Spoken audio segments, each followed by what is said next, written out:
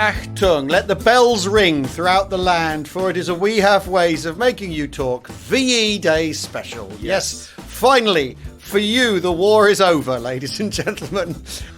Now, fear not, this doesn't mean that James and I, because it is the end of the war in Europe, that we're going to stop talking about it. We're not going to stop talking about it in August either, at VJ Day. Yeah, exactly. Well, what we thought we'd do, ladies and gents, is mark the occasion of VE Day, of the end of the war, one of the ends of the war, because after all, the war had many, many ends, and so on. But I think, it's an interesting day because, I mean, first of all, there's been some sort of right-on argument about whether we should be marking or celebrating, commemorating VE Day. To which I say, how stupid are you people? If the celebration of the destruction of Nazism, of the end of the Nazi regime, celebration, commemoration, whatever you would call it, I mean, I kind of don't mind in which direction you take that.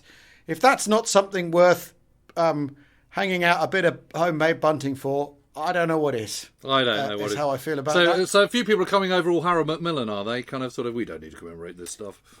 Well, no, it's more that it's nationalistic, and the thing is you can mark VE Day without having to twang one nationalistic bone in your body. Of course you can. It's a good thing. It's a good thing that cost incredible sacrifice and effort. And after all, if you're a British, if you're a wrapped in a Union Jack person, it means the end of the British Empire. You've bankrupted yourself in the process of defeating Nazis. Well, I always think, what do you people want? Well, the other point, of course, is that because of the victory against fascism and totalitarianism and Nazism and the end of the Holocaust and all the rest of it, that is one of the reasons why we're able to enjoy the liberties that we do today. We live in this incredibly liberal society, and we're able to have debates about whether commemorating it is nationalistic or not. So, you can do yourself in circles on this. Yeah, go around in circles on that one. But I think it's worth talking about. I think we should talk about how did the surrender happen? What did the surrender entail? What was it that took the Germans to surrender? Because we've talked again and again and again on this podcast about how by the middle of 1943, jig's up, Germany's done. Whichever way you cut it, really. The Eastern Front has ground completely to a halt. The bomb offensive is completely underway. They're on the back foot on the Eastern Front. Sicily's happened. The Hamburg 1,000 bomber raid. If you're a Clausewitzian decisive battle person, those decisive battles have happened by the middle of 1943. Yet it takes a full 2 years for Germany to engage in this sort of death spiral, date with destruction that its leadership has set it up for, and that its people kind of buy into. So the first thing that sets the surrender in motion is Hitler's death, isn't it? Because if he'd lived another month, people would have still been on their oath for another month and still fighting to defend him for another month, wouldn't they? Yeah, they would. I think there's all sorts of stuff going on in that final. I mean, it's really it's after the crossing of the Rhine, then suddenly things move really quickly. Yeah. I mean, you've had this terribly sticky period where, basically from the end of the kind of sort of mass breakout from Normandy at the beginning of September, when that period ends, through to March 1945, when no one's really going very far at all. And then suddenly they cross the Rhine, obviously, with the British, its vastity and plunder, and the Americans getting across, and Third Army getting across, and Bridge of Remagen, and all the rest of it. Yeah. Then suddenly there's this kind of massive spurt forward. I mean, 21st Army Group does about 180 miles in a couple of weeks. Something like that, to get to Belsen by, when's plundered? 23rd of March, Belsen is 11th of April. Yeah. I mean, Belsen's a frick of a long way from Wesel. Yeah. It's a really long stretch. And, I think, again, when people look back at the performance of the Allies, the Western Allies, they forget that there are these spurts constantly, and even so on the Eastern Front as well. It's not a continual kind of flurry forward, with the Western Allies tend to... Yeah, go on. The Western Allies they lock horns with the Germans, and do what they have to do to write them down, and then do this great punch through, mobility punch through. Then the front forms in the next place, coagulates, you lock horns, you write them down. And obviously, of course, at the end of 44, your problem is the weather's gone wrong. There's less daylight, blah, blah, blah, blah, blah. Yep. It's muddy. You've got to... It's muddy. Getting stuff across by sea is slower. Everything's slowing down, and of course Antwerp and all that. But when the Western Allies do punch through, they do make great progress. So you get to like you say, it's this sort of rush across Germany, meeting the Russians at the Elbe, and the Berlin offensive all happening at once. I mean, there's basically, by the time Dönitz becomes Führer, he's got this tiny rump top and bottom in Germany to be Führer of, isn't he? It is, but I think it's just worth just mentioning that following that, by the time they get to the Elbe in a kind of sort of middle to third week of April, the big thing for 21st Army Group is that and indeed and 12th Army Group, the Americans, is, why aren't they driving on Berlin? And there's a number of reasons for this. And one of them is because on the 16th of April, Eisenhower sends a directive to Montgomery, goes, get your ass up to the Baltic ASAP. Block off Denmark, because otherwise the Ruskies are going to get there. And actually, as it turns out, they get to the top of beyond Osnabrück, and then on up to that northern part of Flensburg and round there. They get up to there by 6 hours ahead of the Soviet Union, of the Red Army. It is literally a race is on. So suddenly there's this whole other potential post-war kind of issue rearing its ugly head. And they're just going, and it's 11th Armour Brigade which get up there, and they actually do cut the coast and get to the coast, the Baltic coast, on the eastern side of the Denmark Peninsula. Just in the nick of time. And that's why Monty on the 5th of May is overseeing the surrender on Lüneburg Heath, which is, just south of Hamburg, at that point. I mean, there is quite a lot going on. And then from the point of view of 12th Army Group, it's, they're heading sort of southwards towards Berchtesgaden, Bavaria and the Alps and all the rest of it, because they're worried about the Alpine Redoubt. But the one thing that the Western Allies are not worrying about is Berlin. Yeah, and there's one reason for that, and that's Japan.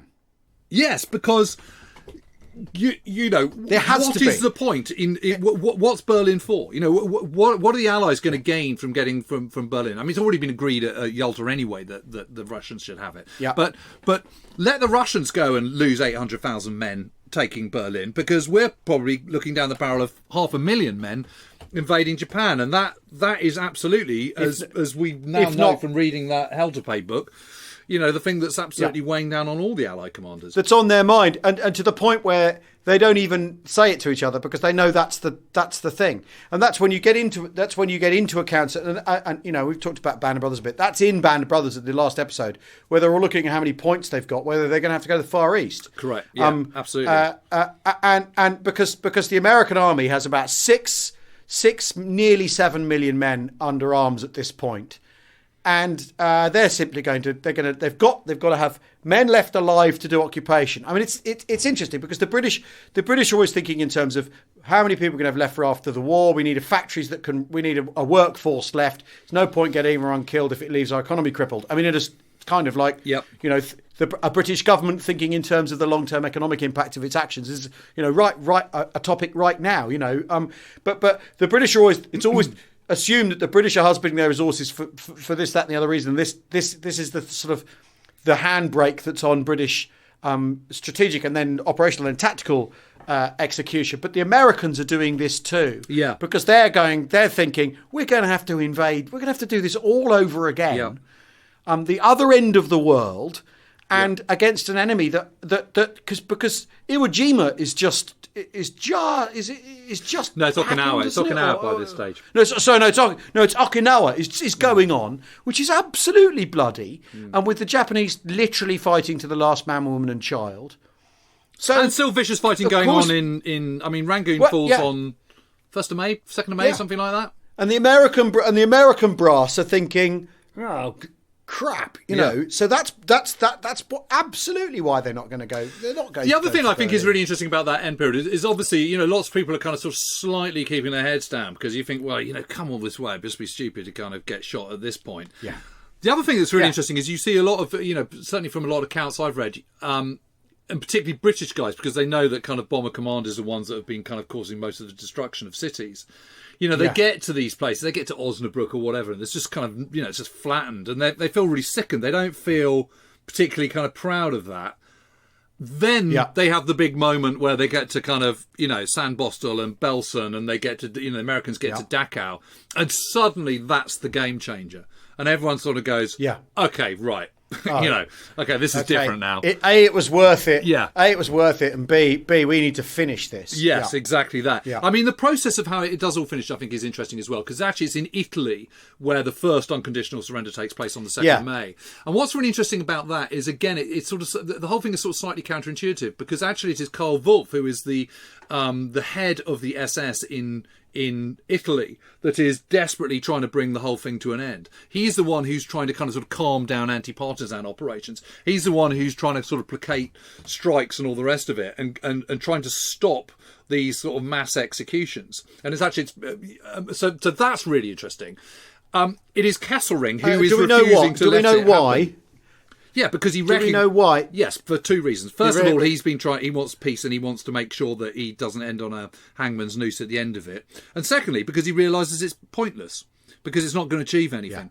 So there's Karl Wolff, although he was up to his neck in it, he's an absolute pragmatist, and he realises that in Italy, going around and sort of massacring lots of people when the war is clearly lost isn't going to do anyone any favours. I mean, not the Italians, not them. There is an outbreak of pragmatism, though, isn't there? I mean, it's pretty late in the day, because Speer says that he went to Hitler and said, "I'm not going to destroy the factories the way you want them. I'm not going to put the country to the sword the way you want it, so it's useless to anybody. I can't do that. I've got to think of people after." Now, of course, the problem with Speer is an epically unreliable witness. Yes. So, and that doesn't fit with the 1,000-Year Reich or Armageddon kind of either-or kind of option. I mean, the thing about Italy, though, just go back to that very quickly. So it is Kesselring. It is Kesselring who is putting the stop on that. He says, I cannot surrender until Hitler gives me the authority to do so, because I made my oath to Hitler. And Wolff is just going, don't be such a dick. Just flipping do it. It's all over. And it's really interesting when you look at all the papers of that, and you look at the documents going back and forth. Wolff is having sort of clandestine meetings with Alan Dulles in Switzerland and all this kind of stuff. Yeah. And so anyway, it is about a week, 10 days, 2 weeks later than it needed to have been in Italy, certainly. But and they would have then captured Mussolini intact and all that kind of stuff. But it happens on the 2nd. Then, of course, there is the kind of the surrender of the North. And again, a lot of that is to do with the Russians coming quickly on their heels, so they want to get to the British quickly, which is why Monty gets his surrender lined up on the 4th and signed. And they come and see him, and it's Dernitz's replacement as head of the Kriegsmarine comes to see him, and then one of the local army commanders, and then a major representing the Gestapo, and they come to see Montgomery, and Montgomery says, I don't know who any of you are, never heard of any of you. Yeah, like whatever. What authority do you have? And says, why have you brought a major into my headquarters, and balls them out for bringing a major, because the major's not high ranking enough for this occasion. And it's brilliant. He's Monty's thinking, I'm going to have my moment here. Thank you very much. And then they go away and they come back and at the time they say, we want to surrender. We want to surrender to you rather than the Russians. Yeah. And he says, no. Anyone that's facing the Russians has to surrender to the Russians. I'm absolutely not taking your surrender to the Russians. No way. It's just not happening. Which is so interesting because as you've at the same time, Monty's rushed north to head off the Russians. Yes. But he's also, as a soldier or something, or as a guy actually thinking in terms of the geopolitics, knows that he's got to say to them, You've got to surrender to the Russians clean. You can't surrender to us, because the Russians are obviously looking for Allied skullduggery and Allied double dealing, and because they're led by the world's greatest paranoiac. So I mean, it's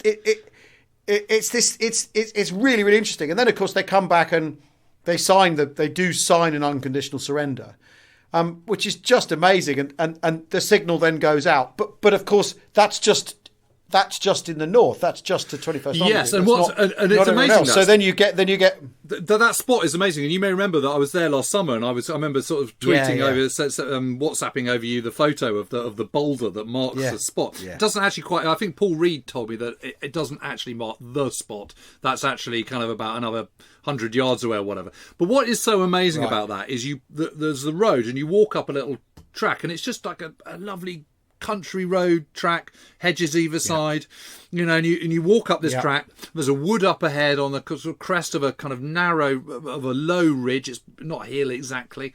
And there's this big boulder just says here was signed the end of the war, and it's kind of, it's very hard to sort of get your head around that, because you're standing there at this moment of just enormous importance, and yet it's so sort of insignificant at the same time.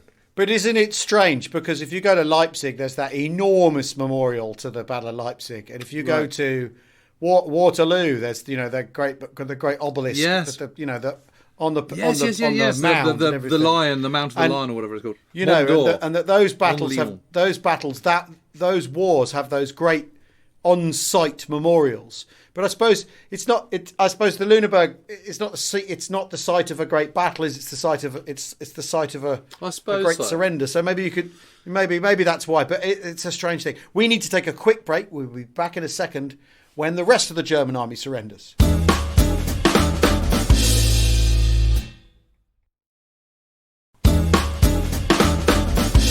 Welcome back to We Have Ways VE Day. James and I are talking.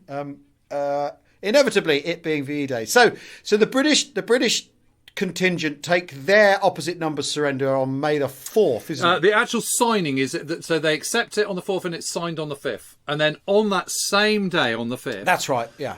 Dönitz's guys start making contact with Schaeff, the Supreme Headquarters Allied Expeditionary Force, which is where Eisenhower is. That's that, and that's at Reims in northern France.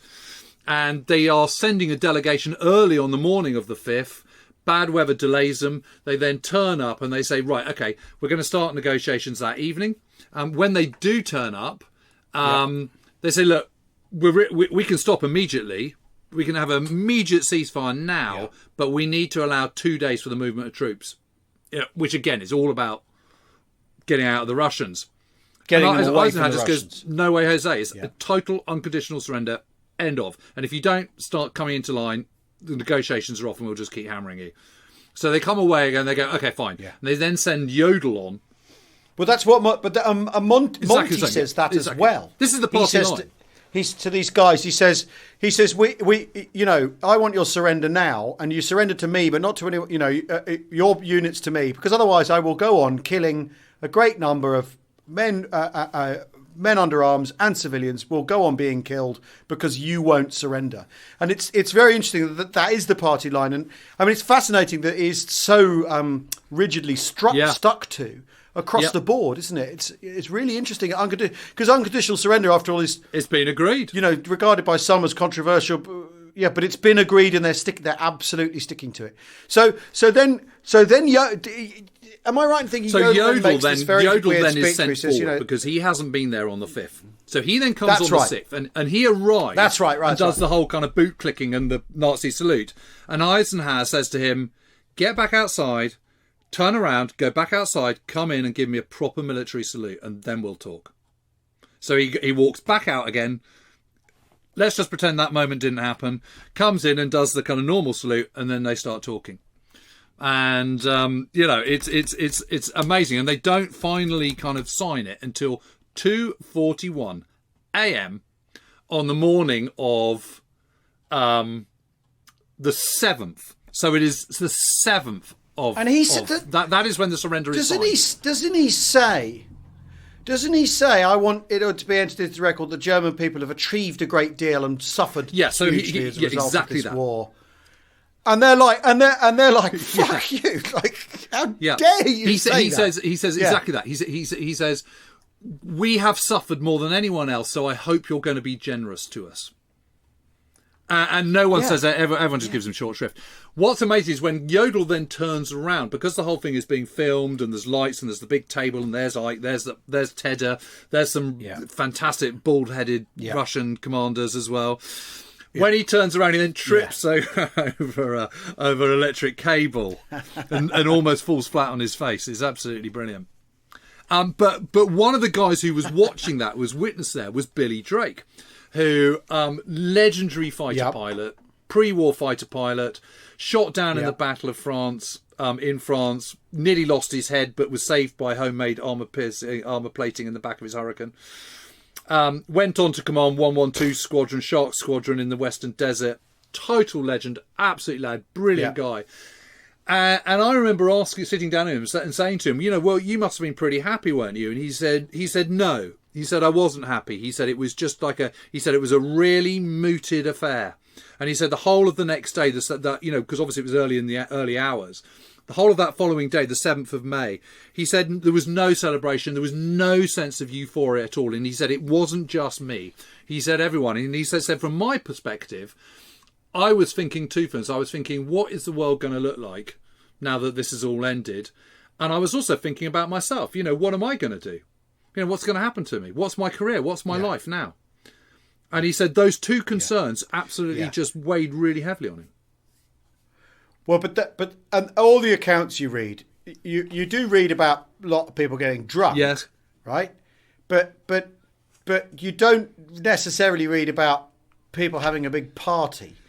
Well, I think it just lots depends of where real it is. Proper mixed feelings. So people on the front line either thinking, great, I can go home, or, oh, shit, we're going to Japan next, or thinking of all their mates, their suffering, how the people they know that they've lost, the people they've killed, how their lives have been put on hold. Are their families still going to be waiting for them when they get home? And in fact, you get this, this great sort of sea change in mood from we have to finish this to now what? What do we do now? And then the army, of course, has to flip into being an army of occupation rather than an army prosecuting a war.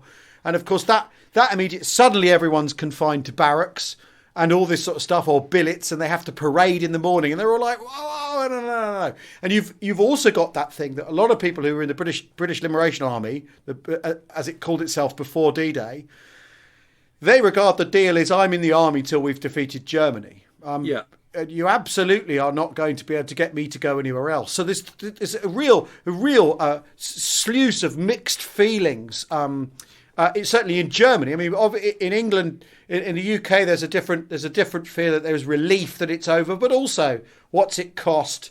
What can the future possibly hold? And also unfinished business in Japan. And I always think it's quite interesting that VE Day is kind of has always, since the 90s, since it started being marked again in the 90s, VE Day has been the one with all the emphasis. It should be VJ Day. But it should be VJ Day because that's when the war I think it's worth focusing. And that's also when you have a new British government as well. And things have actually moved on, and the future is beginning to shape itself. I think it's worth just talking about the what actually happens on the 7th of May, because what immediately happens is although it's unconditional surrender and it is across the board, there is still fighting going on in the Eastern Front. There's fighting going on in Prague. There's all sorts of stuff. And Stalin says, no, we're going to have our own ceremony, and we're going to have this at 1 minute past midnight on the 9th. So it is the end of the evening of the 8th, 1 minute past midnight, 0001 on the 9th of May. That is when we're going to have our surrender. And this has got to be secret until then. And everyone's going, well, this is absolutely crazy. And then what happens is, funny enough, so they all agree, and all the journalists that have been witnessing the surrender at 2:41 a.m. in Reims are all absolutely sworn to secrecy and all the rest of it. Funny enough, it is two German officers who spill the beans to Ed Kennedy, who's this American reporter in Associated Press. And he goes, fuck this, I'm going to say it. This is the biggest coup of my life. So he is told at 2:27 p.m.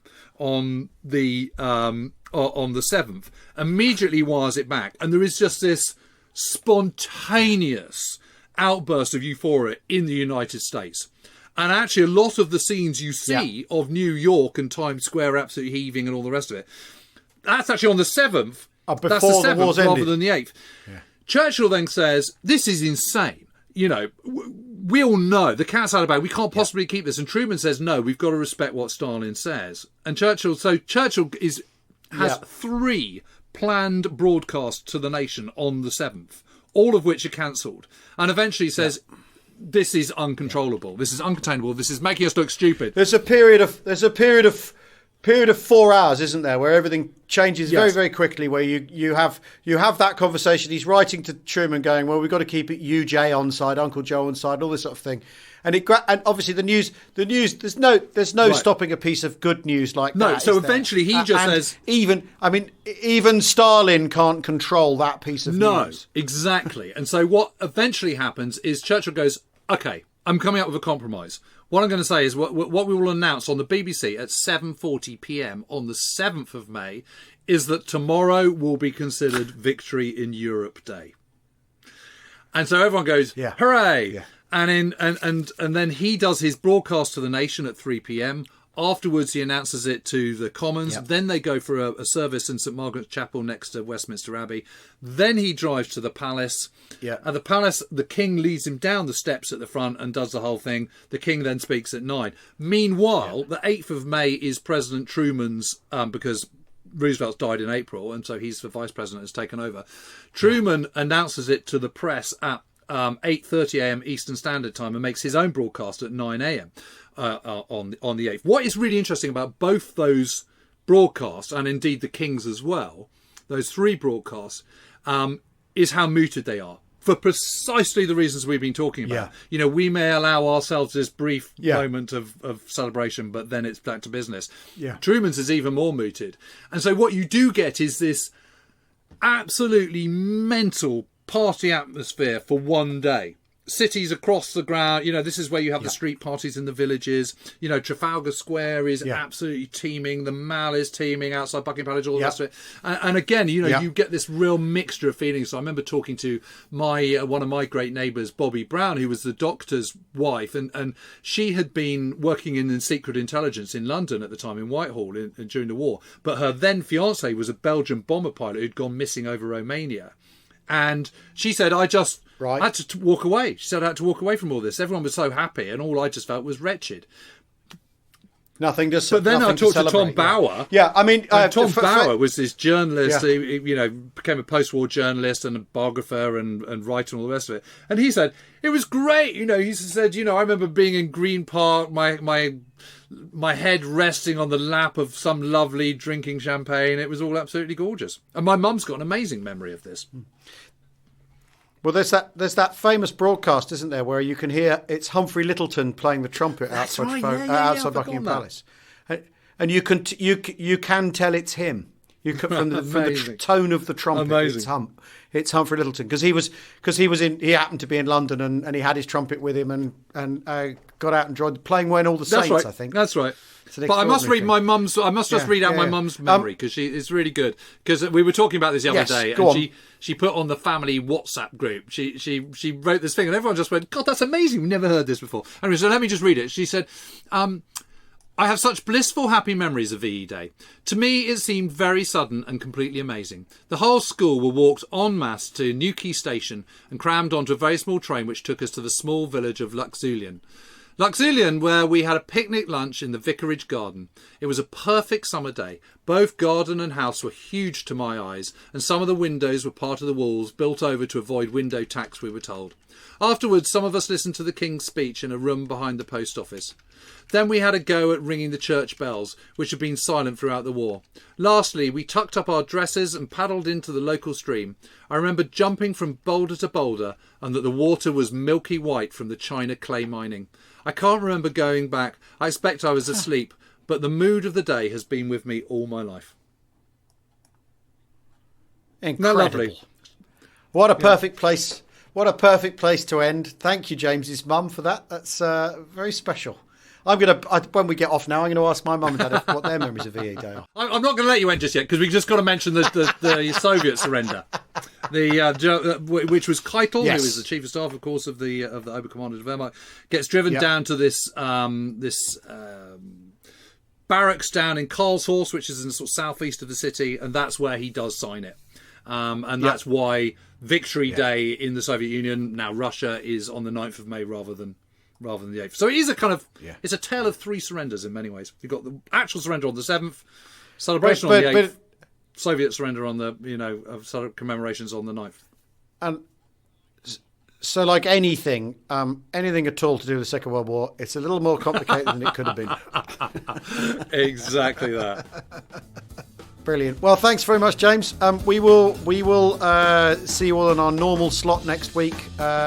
Thanks for listening. Enjoy the rest of VE Day. I've made some bunting. Have you? Cheerio. Cheerio.